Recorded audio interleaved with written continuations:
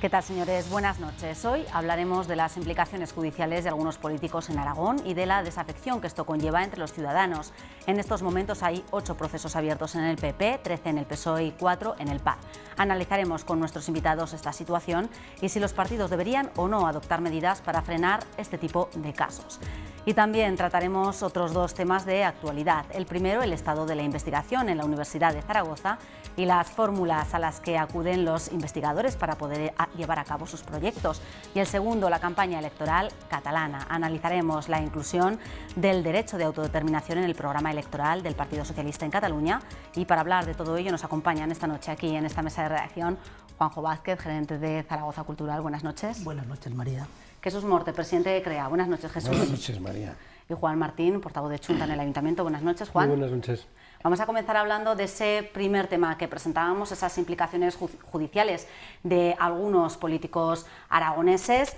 En PP, PSOE y PAR son los partidos a los que se les afecta y de las consecuencias que puede tener, sobre todo entre los ciudadanos que pueden sentir cierta desafección hacia los políticos. ¿Cómo valoráis esta situación? ¿Deberían los partidos tomar medidas para frenar este tipo de casos, Juanjo?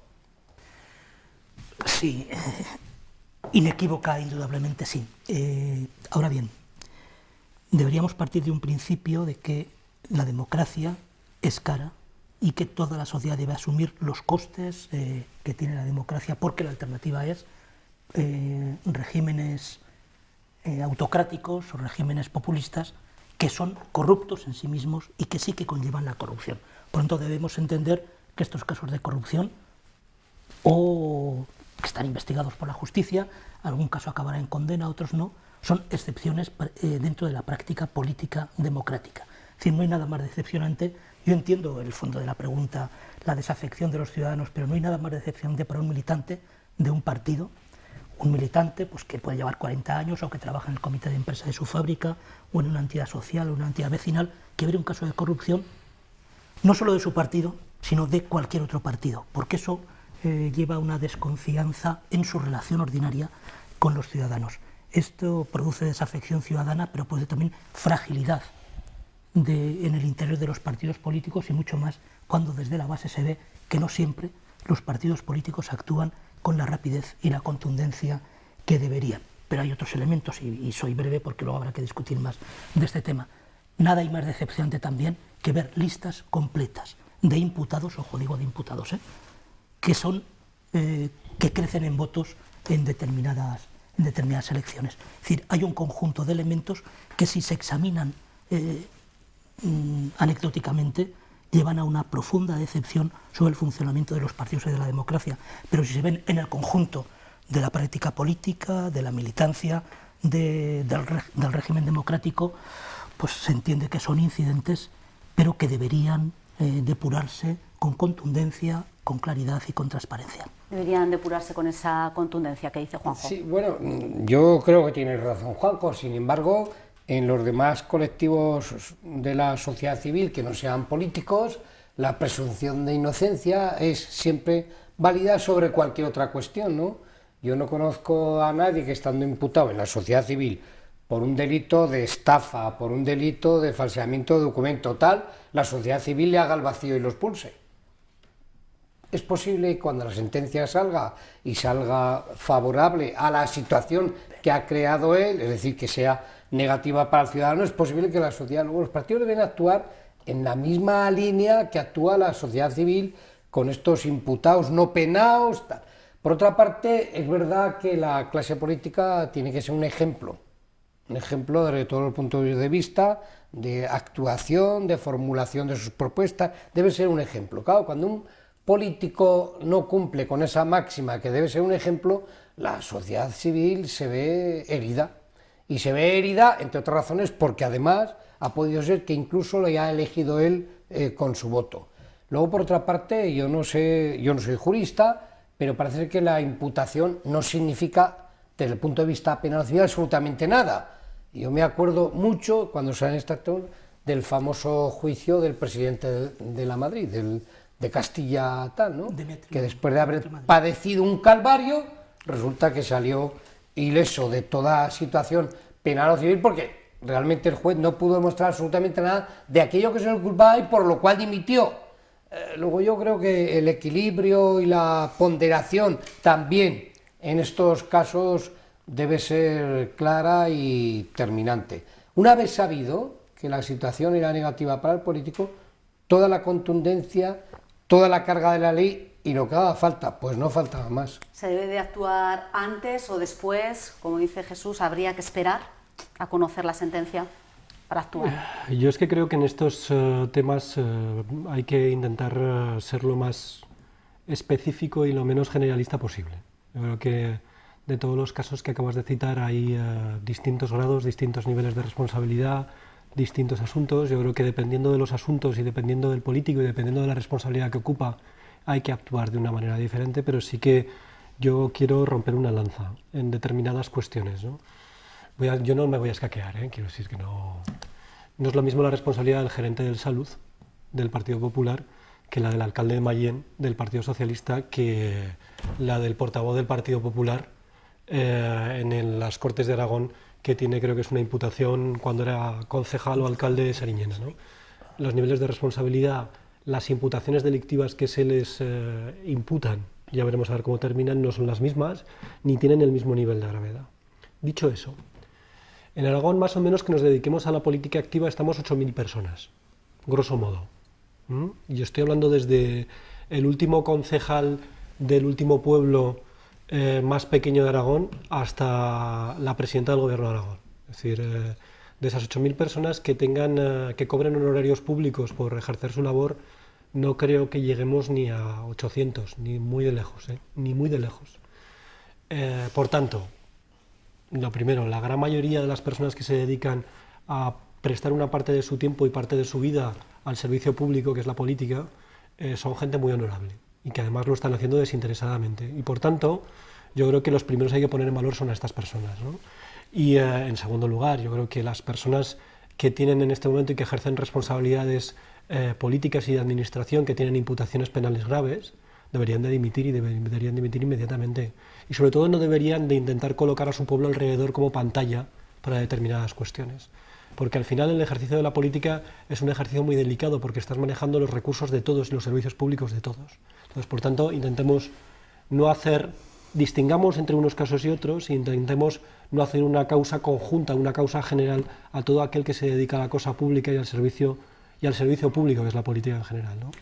Lo dice alguien que es de hecho un aragonesista y que afortunadamente no tiene ningún caso todavía, y espero que durante muchos años, en estas circunstancias, ¿no? Esta situación sí que crea que lo hemos comentado, desafección, decepción entre los ciudadanos. ¿Se debería de acometer una regeneración de política de los partidos? Sí, cuando antes hablaba de que la democracia es cara, es a la conclusión que quiere llegar ahora.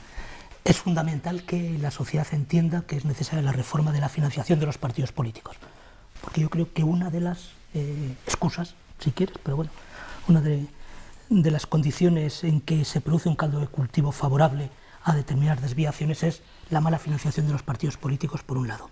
Y eso los ciudadanos debemos estar dispuestos a entenderlo, y los políticos, estoy de acuerdo con Juan, yo en este momento no tengo ningún cargo público, pero sí que me considero que tengo una actividad política, y no por mi profesión, sino porque realmente milito o intento militar activamente. Desde los propios militantes debemos asumir esa necesidad de una adecuada financiación de los partidos políticos. Y al mismo tiempo, decir es que buena parte de los casos de corrupción son descubiertos o bien desde dentro del propio partido por rivales, es decir, que forma parte de la trama del poder para entendernos, o bien cuando es el caso de empresas por competidores, que es decir, la corrupción se descubre siempre desde dentro y casi nunca por mecanismos adecuados de investigación y control de la financiación, de los contratos, etcétera, etcétera. Por tanto, también debería sensibilizarse al electorado, a los ciudadanos, de que no deben prestar el mínimo apoyo. En ese sentido es muy difícil que alguien dimita si no siente una cierta presión, no digo una manifestación en contra, pero que esa desafección no se dirija hacia la política en conjunto, hacia los políticos en conjunto, hacia los partidos en conjunto, sino efectivamente a aquellos políticos sobre los que hay indicios racionales de que han cometido desviaciones de poder. Jesús. Es posible, Juanjo tiene razón, y además el que se ha dedicado a la política conoce el tema de cerca. Sin embargo, hay dos curiosidades que a mí me gustaría resaltar. Yo creo que alguna de las imputaciones de los que se han sacado últimamente en los medios de comunicación son más o menos leves, creo yo, que igual son terribles. Y sin embargo, nadie es capaz de imputar y penar y sancionar a aquellos políticos que han tomado decisiones políticas que desde el punto de vista económico han supuesto un varapalo para los ciudadanos, que para qué, y esos se van de rositas. Yo me estoy acordando ahora de algún presidente de Diputación Provincial o de algún presidente del gobierno de comunidad autónoma que se han gastado miles de millones de euros en grandes infraestructuras que no han servido para nada. Y a lo mejor a uno de los imputados, estos que están ahora, lo que se está diciendo es que si hay 40.000 penas de desvío, de no sé qué, hombre, no sé, ¿por qué no? Si es verdad y tiene razón, hace falta una catarsis, pero para de una vez por todas darle solución a estos problemas de gestión que son los que afectan al ciudadano. Las 40.000 pelas, o el terreno que compró el político de turno y dijo que era más barato, más caro, bueno, efectivamente, se ha obrado mal, que se le ponga en tela de juicio, pero hay que ser más ponderados. Juan, esa regeneración política de la que hablábamos, ¿crees que los partidos tienen que intentar hacer una reflexión? Yo creo que los partidos políticos en general están en una reflexión permanente, entre otras cosas porque para poder tener y acceder al poder tienen que conectar con la sociedad.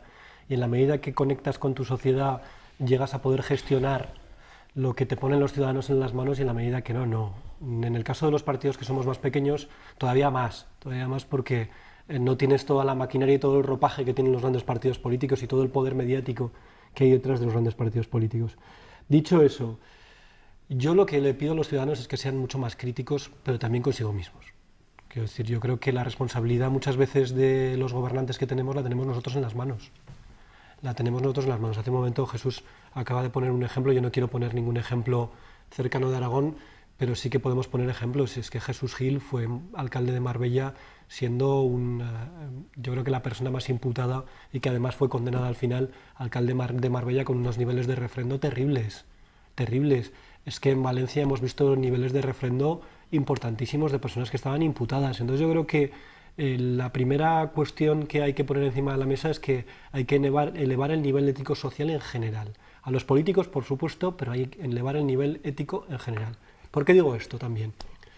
Porque hemos vivido episodios en este país de medios de comunicación que han estado contando mentiras catedralicias, que se han demostrado que eran mentiras, y estoy acordándome de episodios de algún atentado terrorista en España, y evidentemente ahí también hay un nivel de moralidad y de ética que hay que mantener, y que tiene que ver con la política y con la cosa pública, ¿no? Entonces quiero decir que yo creo que en general tenemos que ser muy críticos, no solo con los políticos en primer nivel, pero también evidentemente en general con el nivel de tolerancia que tenemos como sociedad con determinadas prácticas, ¿no?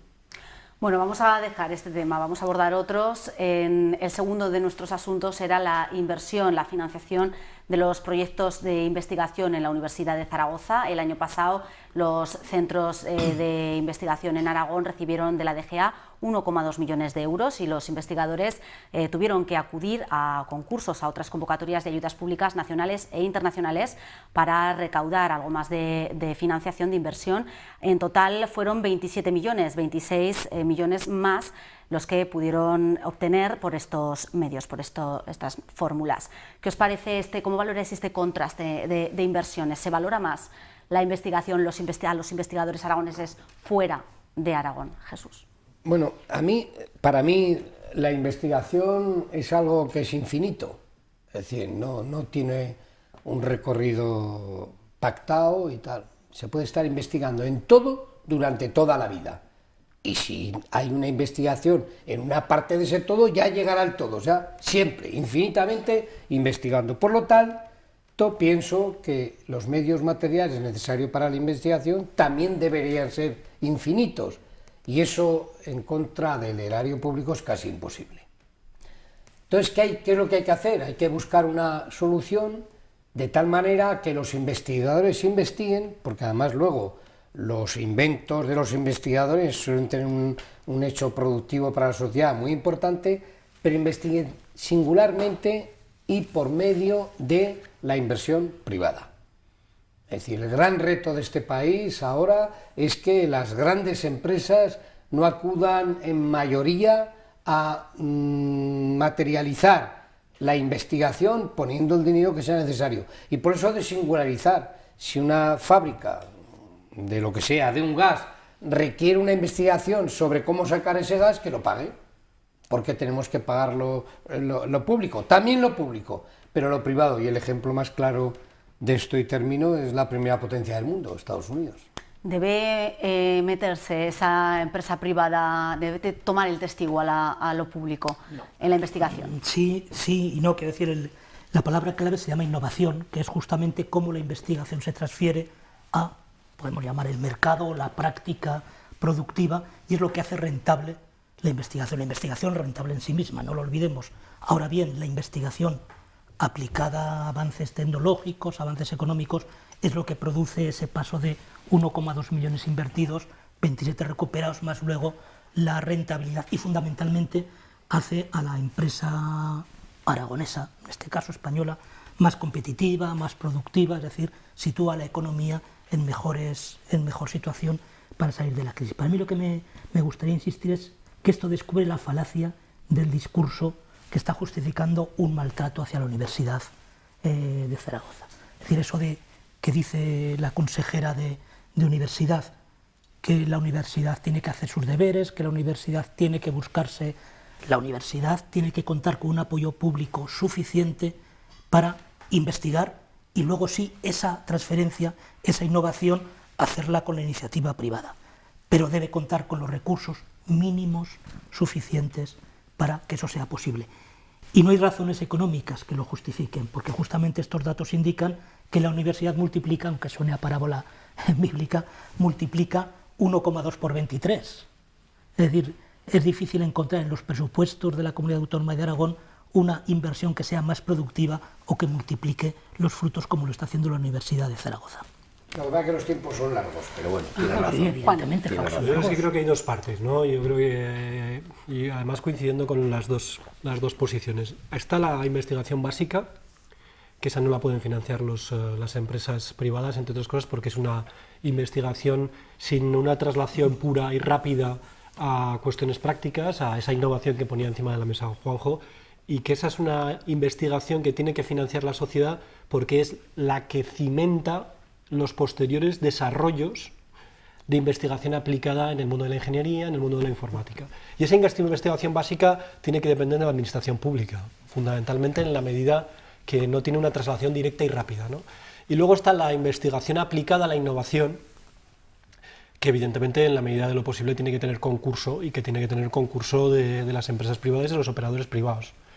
Pero yo creo que la reflexión tiene que ir un poco más allá. Es decir, nosotros se han puesto sobre la mesa diferentes modelos, y yo creo que nosotros tenemos que tener un modelo educativo, en general como sociedad en Aragón, que fomente dos valores, ¿no? Primero, el valor del riesgo y del riesgo empresarial, del riesgo de esa capacidad de emprender, y segundo, el valor de la investigación pura y de la investigación como un elemento, y no están colocados en primer lugar y en segundo lugar, al mismo nivel.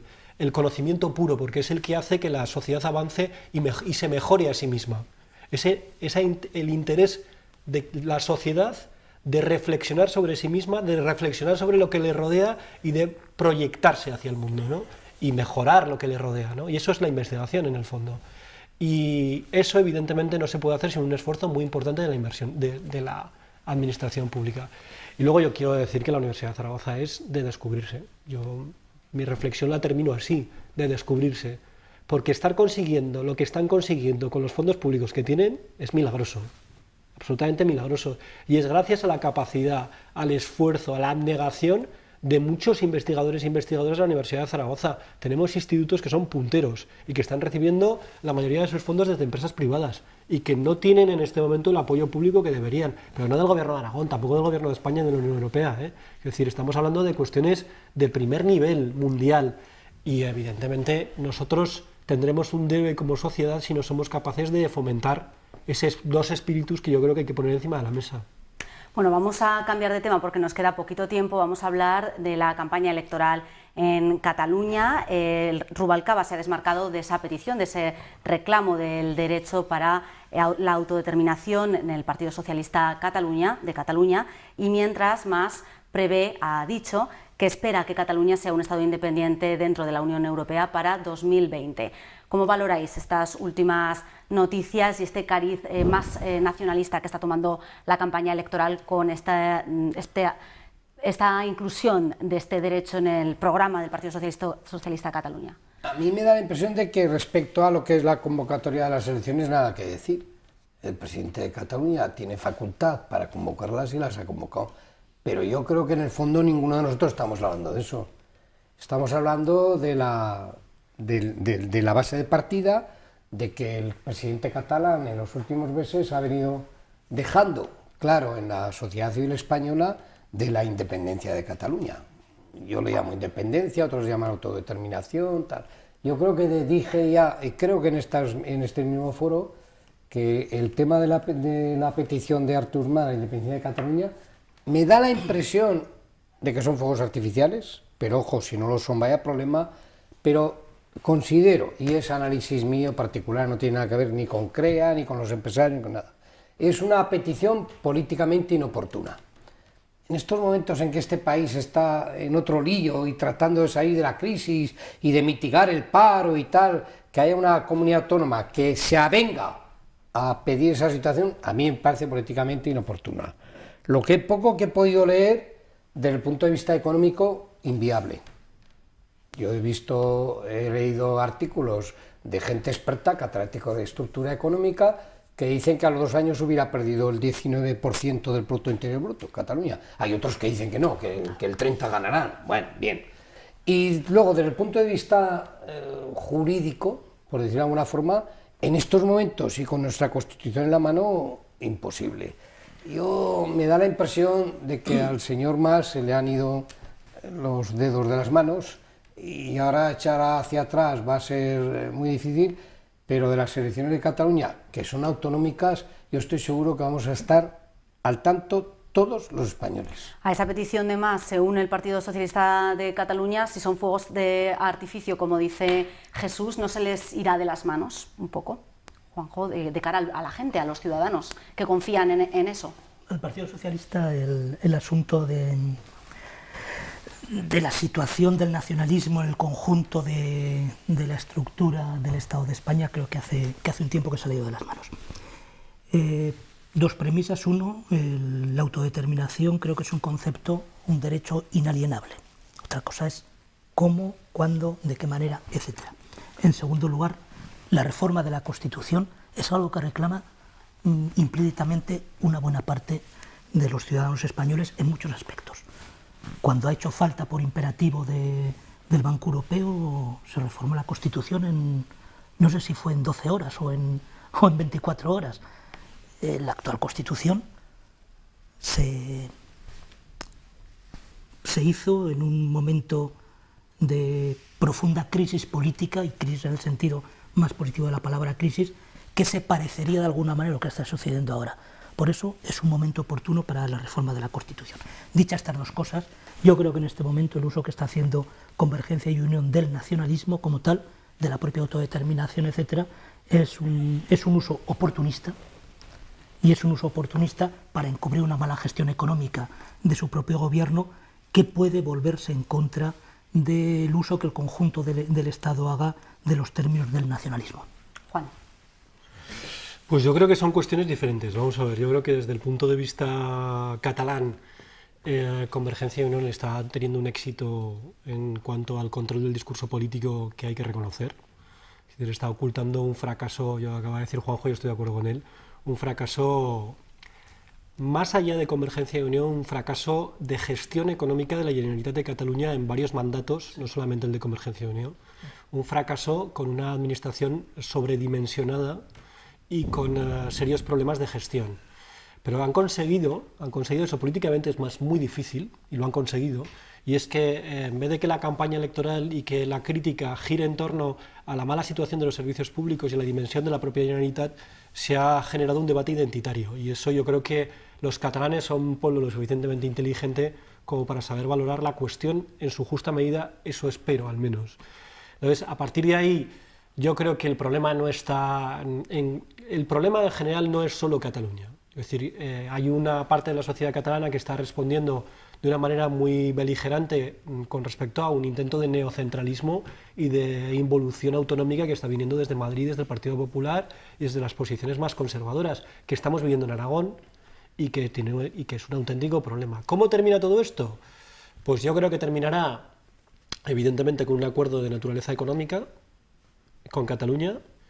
Y yo sí que voy a decir, yo creo que en este programa lo he dicho 2 veces, pero no me voy a cortar porque lo pienso decir constantemente. Yo creo que nosotros tenemos que estar muy vigilantes porque Aragón, con un acuerdo de naturaleza económica en Cataluña y con un modelo vasco-navarro tan potente desde el punto de vista tributario y fiscal, se puede convertir en una estación de servicio a medio camino entre Bilbao y Valencia, Madrid y Barcelona, y que evidentemente la potencia de captación de la inversión por parte del bloque vasco-navarro de Euskal Herria y de Cataluña haga que Aragón se quede en tierra de nadie y sin capacidad de movimiento. Y dicho eso, evidentemente yo soy partidario de que los pueblos ejerzan el derecho de autodeterminación porque creo que es un derecho que les corresponde per se y porque la estructura del Estado en España viene de la agregación de pueblos diferentes. Bueno, con estas últimas reflexiones de Juan y estas últimas predicciones casi, nos despedimos. Muchas gracias a los 3 por habernos acompañado. Nosotros nos vamos. Mañana de nuevo estaremos con todos ustedes. Buenas noches.